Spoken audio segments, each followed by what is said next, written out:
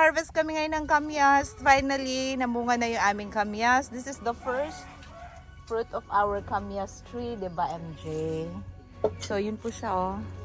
Sa i-focus lang natin. Ayan. Yan na po yung mga bunga niya.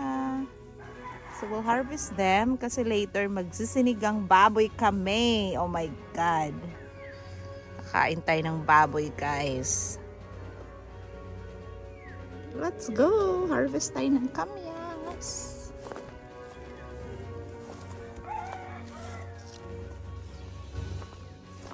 Maliit lang naman tong kamyas tree namin. So, it's not that difficult to harvest the fruits. Wala, mahirap palang abutin pag andito ako sa taas.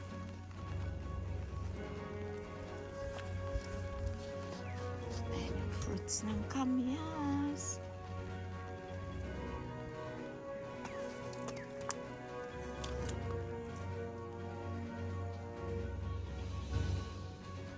Isa maliit pa lang.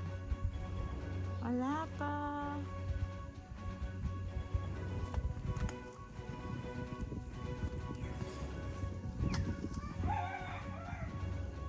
Laki ng bunga niya, oh. So we have 2 pieces pa lang. But it's okay. Enough na yun pang lagay sa ating niluluto later.